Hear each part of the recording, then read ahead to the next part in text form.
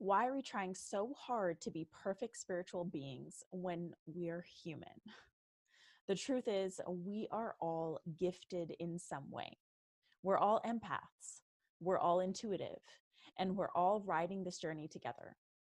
In this episode, I dive into this and so much more with international psychic and spiritual teacher Chloe Elgar. Tune in and learn what intuition really is, how to feel empowered by your gifts and not scared of them, and how to start honing in on your gifts in a way that helps you discover who you truly are. Chloe's greatest joy is in leading other souls around the world into the truth of who they are, on a greater mission to expand and shift the consciousness of our planet.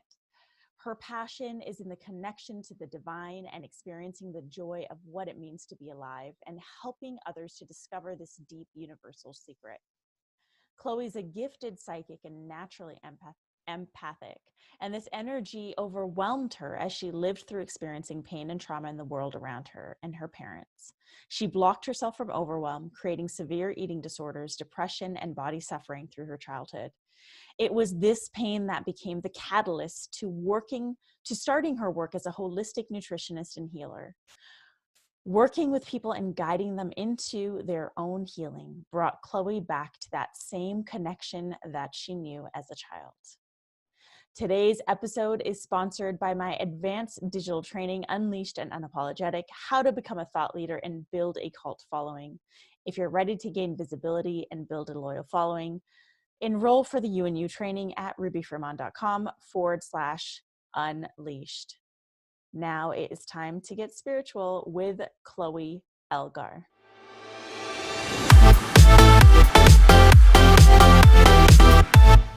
Hey, thought leaders, I am back with a very special friend. Chloe and I first connected, I think it was through common friends and then on Instagram, and I found out she's from Vancouver, which is my former hometown. Not originally, but she lives in Vancouver, and I love my Vancouver peeps. Chloe's also just a really cool person and has such a beautiful message to share with the world, so I'm super excited to have her on the podcast today. Hey Chloe, welcome. Ruby, hi, I'm so excited. Thank you for having me.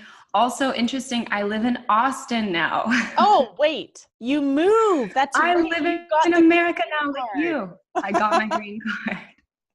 Now our Right. stories are like parallel. Yeah, now they're completely parallel. Yeah. Yeah. Oh, wow. How's Austin? It's honestly amazing. It's warm. It feels like the second we landed here, I woke up the next morning and I was like, this is easy. Like I'm home. It's been no transition. So it's like Love perfect. it. Yeah. Love it. Yeah. So you moved there for your man. I did. Yeah. Well, yeah. And I moved to Yeah. LA for my man. Yeah. Parallel lives. I'm telling There you you. go. Yeah. There you go. So Chloe, one of the things that we had talked about offline before was the idea that everyone is an empath. And this is something that not a lot of people say. I mean, we hear people talk about being an empath. Here's a program just for empaths. If you're an empath, these are the signs. And you were like the first person to say to me, everyone's an empath, because that's something that I resonate with. I feel like, this is that sixth sense, like the movie, The Sixth Sense. Like it's all right. We all have that ability. And so I'd love to talk more about that. Yeah, let's do it. Yeah. I'm so excited to talk about this because, it's something that has been a really important place for me to land in, and understanding and embracing that, because I really rejected my natural state of being for such a long time. And so when I stepped into doing psychic work and doing mediumship work, for a moment there, I kind of got caught up into the idea that this was something that separated me from the rest of the world and made me special, or made me feel like I had power over other people, right? Because it's like, oh, well, now I'm a psychic. So it just created this separation. So it's almost like I was really quickly humbled by that belief, because working with people, you begin to notice that everyone also wants to be recognized in that same way. And it's almost like we're all looking for someone to give us permission to feel. Because when I think about being an empath, really what that is you're sensitive to energy, and you feel things in your body, or however your unique being understands energy and integrates or receives energy. And so it's kind of like every person I've worked with has been waiting for this permission to be given that sort of like baton of like, here, you're an empath, now go be, you know, you, and whatever the way that comes forward in your life. So it's like, it's kind of like, it makes, whenever I've learned anything around energy or anything to do with alternative healing, it's like it all immediately made so much sense. Like I remember when I went to study holistic nutrition, I felt like I was learning all of these things that I was like, why does no one else know all of this? Why isn't this general knowledge? And it's the same thing I felt when I started learning more about intuition and learning about psychic work. It's like, we are all like this. This is something that we all have in common.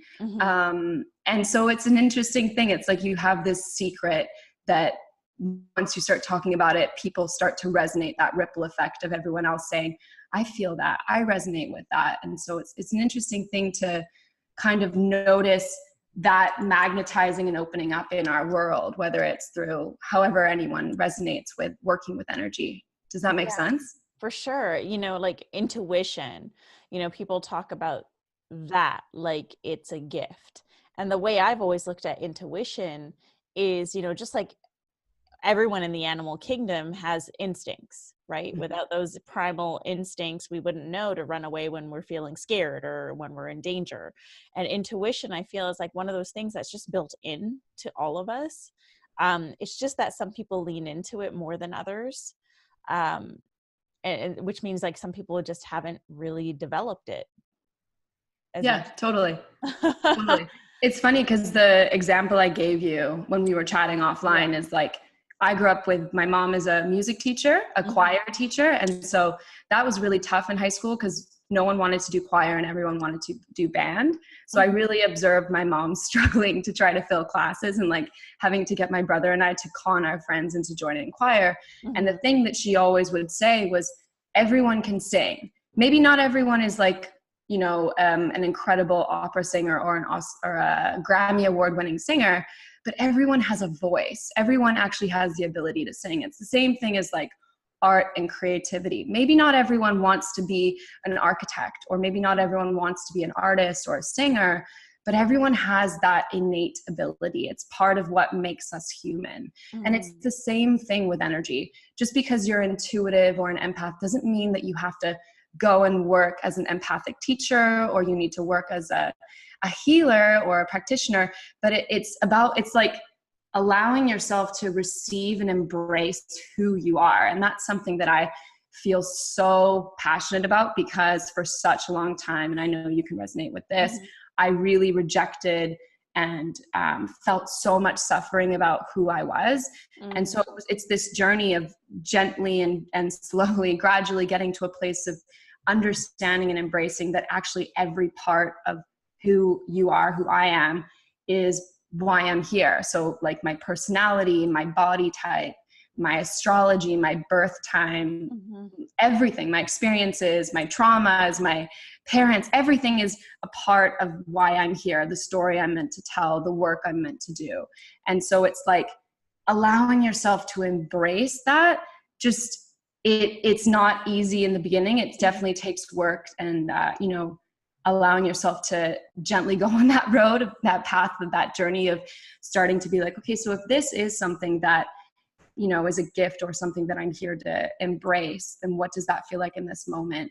I was at Matt Kahn, he's a spiritual teacher. I was at his event 2 Saturdays ago, and he had this really beautiful practice that he talked about. You know, spiritual people always talk about, spiritual people always say the practice of inquiry is, who am I? Who am I? I think Ramana created it, or he was the first one to bring it to our world.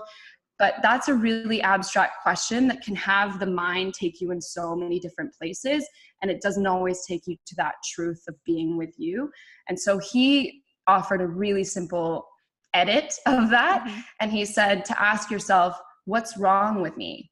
And to basically be with whatever response comes forward, until you get to a place where you ask that question and nothing comes forward, because ultimately it's about realizing that there is nothing wrong with you.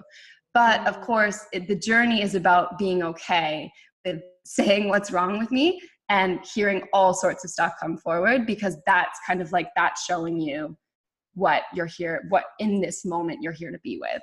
Right. Yeah, because there's no way that we can grow or evolve if we're resisting like taking a peek at all these different aspects of who we are. And I find that a lot of people in this growth game in the personal development industry, like people who come into it really want results quickly and they really want to change quickly.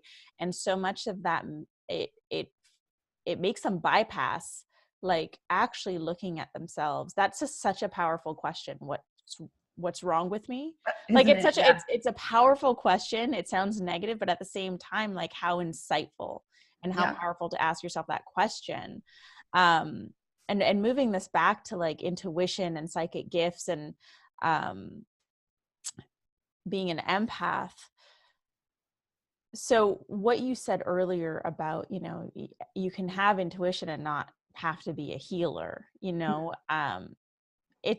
I look at these gifts as these are just other pieces of us, like tools that we can use to help us continue evolving, whatever that looks like, whether you're a coach or a healer, or, maybe you're something totally different. You work in corporate. Like these are simply just gifts and tools for us to utilize. And I'm sure you've seen this in like a lot of the clients that you work with.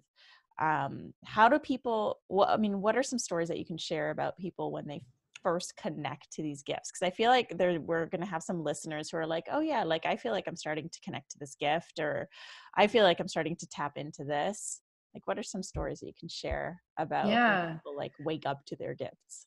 Totally. So I think one of the big things is that place of just starting to get to know yourself. Like one of the group mentorship programs I run, the first month, even though everyone immediately wants to like make more money and, grow their business. And I always kind of like give the disclosure of, listen, at the end of this program, you may not be making more money. You may not create the business that you want, but what you are going to leave with is this powerful foundation of knowing who you are. And that's really just where I feel really passionate about.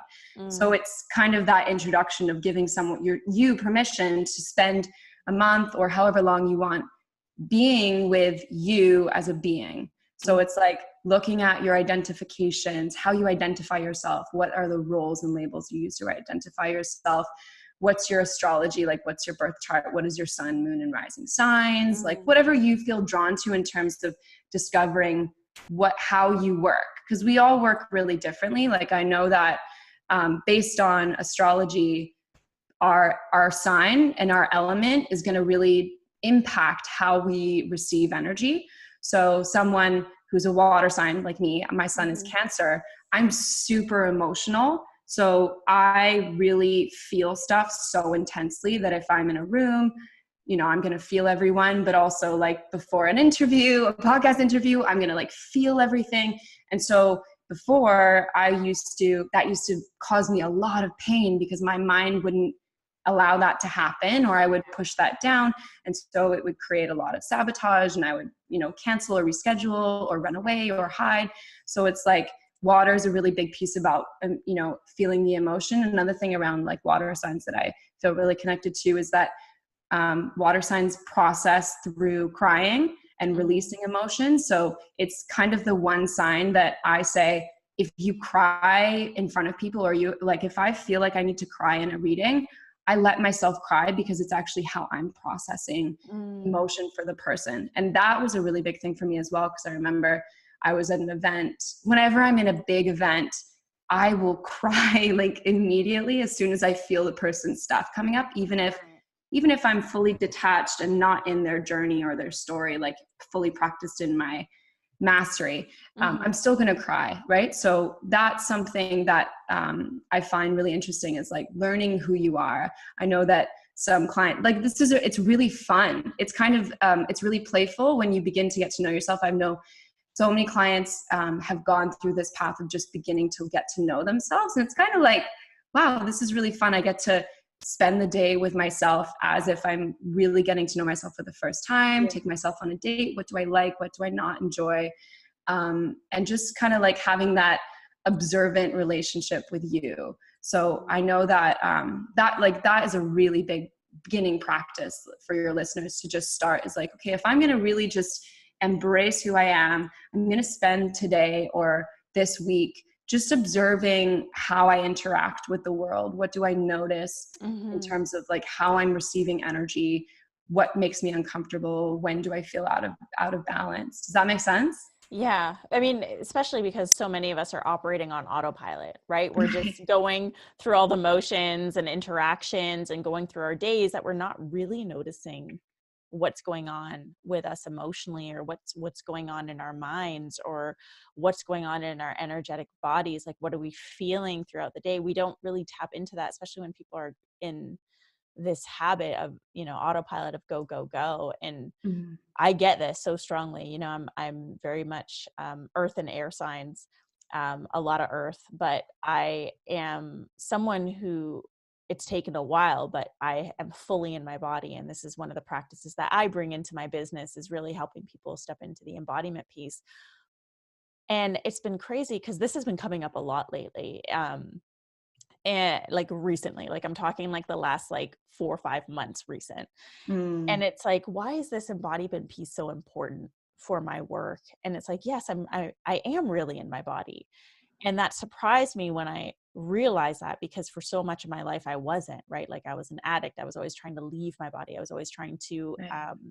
move away from what I was feeling. And I feel like so much of the world operates on that system of Mm, like, I feel really heavily, so let me just distract myself with something else, or let me just numb that out with something else.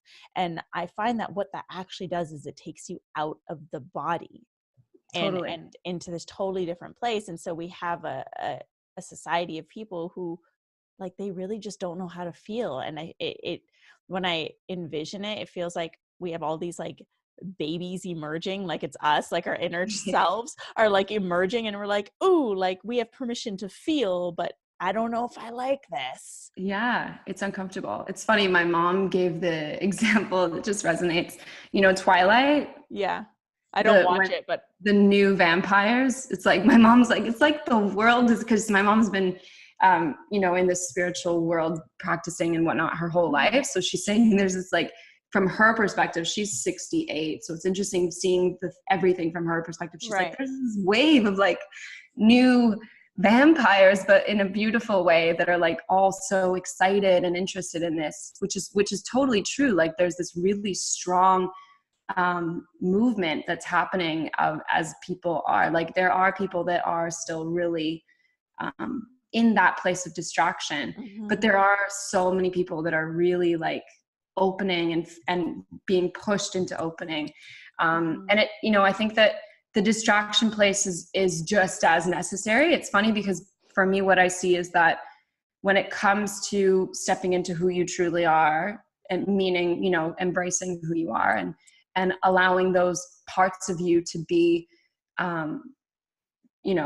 beautiful, like beautiful, as opposed to what's wrong with me, that can be such a scary thing, because it means it's like waking up, right? And Yeah. so that means facing and managing and dealing with all the stuff that's kept us quiet or kept us in the unknown. So that is a scary place. And I know that for me, like really stepping into doing psychic work and doing mediumship has been a really, interesting past 3 years, because I literally spent like my whole life not doing that since I was a kid. And so it's, it's everything from like, and I think fraud complex and imposter syndrome is such a big piece here, because when we're stepping into who we truly are, it's like you almost order fraud complex. You're like, oh, there it is, right on time. Your ego's like, go, like everyone's going to know you're a fraud. And it's just like, I think that that's a big piece around this empath world, is that, we are all kind of looking for who the real deal is and all that kind of stuff. But I think if you feel drawn to something, then it is in you. And it's just trusting and believing in that. And, I think that place of permission is such a big piece, that intuition is really just our body communicating to us what's going on. And of course we all have that, because our body is constantly communicating it to us. How we label it and what that means to us is different from each person to each person. But, you know, that place, it's kind of what I was saying before about when I was learning holistic nutrition. I'm like, this is so obvious. It's like, how are we not, you know what I mean? When you hear a truth that you're just like, yes, it's like someone says it's raining. You're like, it is raining because I see the rain. You know what I mean? Yeah, totally. And I found personally, for me, really owning my gifts as they emerged benefited my business, my role as a leader, as well as like my personal life. Mostly because I now get to show up unapologetically me. You know, and what's been interesting, especially because I work primarily with clients who are looking to rise up into their roles as leaders, the first thing we always do is the unlearning. You know, we're born into this world as this beautiful soul, and then we go through life and are projected upon, you know, belief systems and shoulds and expectations, and you know, whether it's expectations from society, from your school, from your teachers, from your parents, like whatever it is.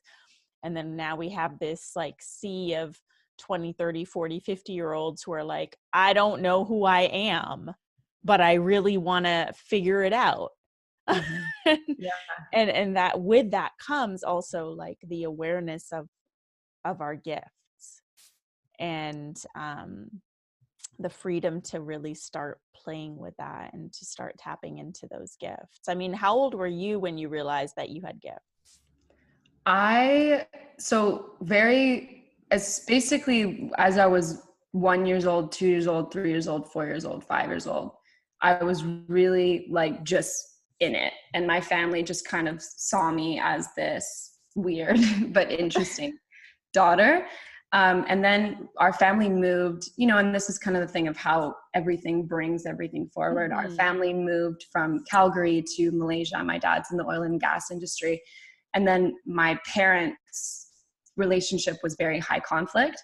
And so when I was in Calgary, I was very much like, I would speak to beings in my room. I would tell my parents things about like our family that like family that they didn't know about. Like I was saying all this kind of stuff all the time. My parents like this, they would just like video me and have conversations and be like, this is cool. They never thought it was weird or off or anything. But then when awesome. It was great. It was great. My parents have always kind of, they're like, you know, they just kind of like allowed us to be us. They never really got in the way of who That's we were. Beautiful. Yeah. It was really great. Yeah. I'm really grateful. And then we moved to Malaysia, and once my parents really started to fight a lot and things got really uncomfortable and, you know, I didn't feel safe in the home, that's when everything got really intense. And I started to have very extreme night terrors, and lots of low vibrational energies were around me, and it got extremely uncomfortable, and I never slept, and I, you know, was just basically not having a good time. And so that lasted like 2 years. And then I basically very quickly, it got stuck in my body. Like I think I subconsciously felt so unsafe that I had to shut it all down. This is how my adult self looks at it. And so I gained weight really, like I was always a really small little petite, like people called me a doll. And then I gained a lot of weight, and of course had like a really hard time in school and was bullied or whatever. And then I formed eating disorders. Like, of course. So I got eating disorders at 12, 13. And so basically up until 22, that was like my way of shutting everything away, because I was just so overwhelmed. So I was really clearly in it as a kid, but then it became very painful, and my parents didn't know what to do. Like I remember I would always go to my mom's bedroom and even stand at the bedroom door and like wish that she would wake up. I didn't want to disrupt her. So I would just like, knowing that I would always have these dreams or visions of like beings coming to like kill the family, like really scary shit for a kid to experience. So yeah. Wow. Yeah, and it's I've been having more of these conversations with people, whether it's clients or just people that I'm meeting, about their gifts and their moment of like awakening or like really realizing it. And what I found to be so true for everyone is at some point it gets scary. Like at Mm. some point it freaks you out. And I feel like that point becomes an opportunity, right? It's the opportunity to keep going and keep playing with these gifts and keep expanding upon these gifts. Or it's the opportunity to be like, no, fuck this shit. It's too scary. I'm going to go back over here and like numb out over here. And like, this feels safe. I don't want to do this. And I'm really just saying my own story because I cracked open. I've always had gifts, and I cracked open a very big way and when I was 26 after my divorce. And like my bed would literally be surrounded by beings and entities, and I didn't know how to control, I call it the aperture. Mm-hmm. And so like I was welcoming in all sorts of entities, and not just the good ones, but like the negative ones. And soon like people in my household could see them, and it got really bad and I freaked out. I started, a lot of people don't know this. When I was 27, I started like kind of in the coaching industry, but as an intuitive reader. And so people would come to me and I would practice my mediumship and I would read, I'd give them readings, and um, it just got scary. And then that was the beginning of my phase into addiction. You know, it got really, really scary. Of course, there's a lot of other things that were going on, but I find that a lot of people have gifts and a lot of people just don't. I mean, the point of this whole thing is a lot of people have gifts and a lot of people aren't tapping into those gifts. Mm-hmm. And I just want them to know that they're not alone. And I also want, since I have you here, to provide them with perhaps like some tools on like where to go. Like, okay, so you realize you're an empath because we all are. Mm-hmm. You realize you have intuition because we all do. Mm-hmm. Maybe you realize you're a little psychic. How cool is that? Yeah. Where do they go from here to be able to utilize these gifts in an empowering way versus have these gifts cause that fear or that unwanted feeling that they want to run away from? Like, how do we Right. really feel empowered? Yeah. I think that there's a couple things that are coming to me, but I think one of the first things is like, it's important to take care of yourself first, because that gift, what I believe is it's coming through you for a reason. It's coming through you with purpose, but you can't step into that role or that state of service if you're not being taken care of.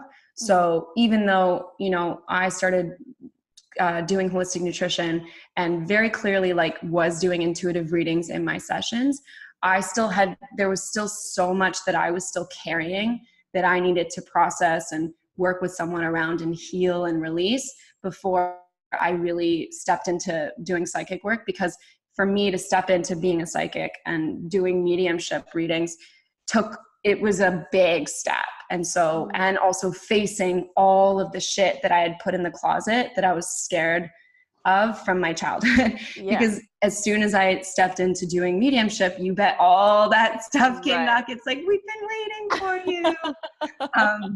It literally was like that 2 years ago when I went to our family ranch, and it was like, I walked in the door and it was as if all of the spirits in like the 200-mile radius all landed at my door. And I was there for 2 weeks by myself. Why I did it, I'm not sure. So I think it's really important to take care of yourself first, and whatever that looks like, right? Like the thing is, in terms of intuition, we all know what we need. We all have the tools within us. And then it's really, you know, it's great to have tools outside of you too that you resonate with, that you can bring forward, because it's like, why would we try to be perfect spiritual beings? We're humans. We're here to be human. So for me, like, it's really crucial that I have people in my space that I can go to that really hold me in my higher self and support me. So I've been working with a mentor and teacher for 2 years, and I love working with her. And whenever people say like, are you ever going to end? I'm like, I don't know, honestly, because I love being able to talk to someone every week, no matter what I'm doing and whether I'm coaching or doing readings for other people, that I know that I can go to that person. We all need support. So for me, having elders that I could go to has been really instrumental in my growth. It's massive. So having that support is really big. And then, yeah, like finding tools, what like brings your being alive? What do you enjoy doing? I always find like going back to the simplicity of what feels easy is kind of where your intuition lives as well. So for me, I would find my mom's friends would always say, wow, Chloe's so wise. Like she says crazy things when I was like 10, 11 years old. So it's like, I knew that I loved working with people. So it's like, that was an easy like bridge. It was like, okay, well, I know that this is where I can start. It's just like, you know, bringing on clients, booking sessions. So it's like, what feels easy to you truly, because the way, whatever you're set up to be, however you're set up to be, it's already completely perfectly designed to support that. So I think that that's a big piece, is like, okay, what feels easy in this moment for me to move into or step forward, connect to. Yeah. And that's powerful too, because we like to overcomplicate everything. Yeah, absolutely. We're like, what's the hardest thing? Let's go there. It's like, let's try that. Let's try to overcomplicate the situation versus like, what's the easiest next step for me to step into? I love that. Love that.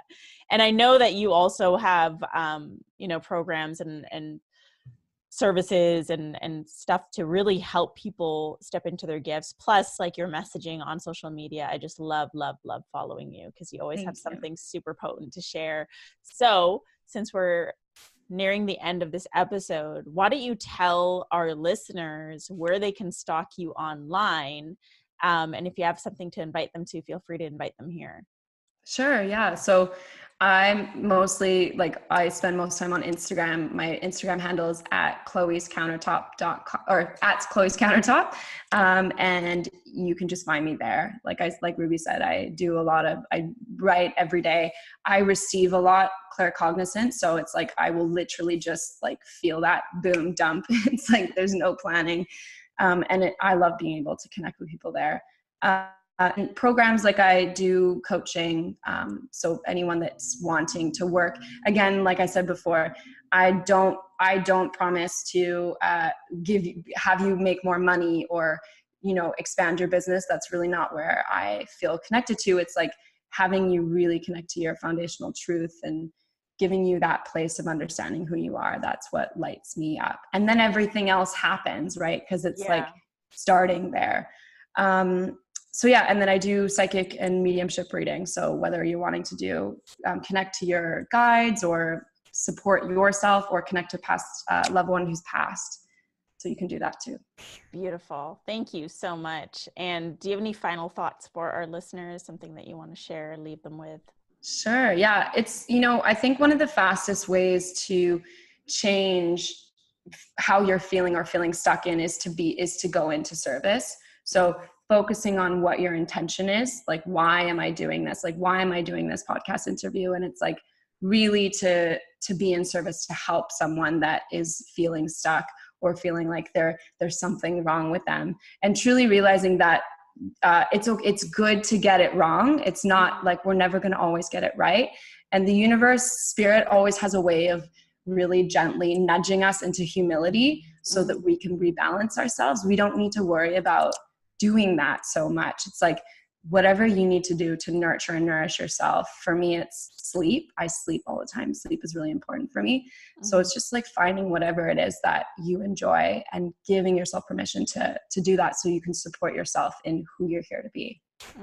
I love that. I love that. Especially important in a world that almost promotes like the go mentality.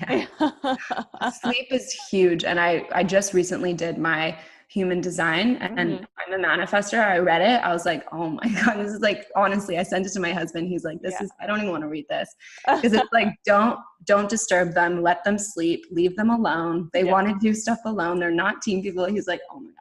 Basically, it was like, let them sleep. I'm like, great. Yeah, that makes sense. Love that.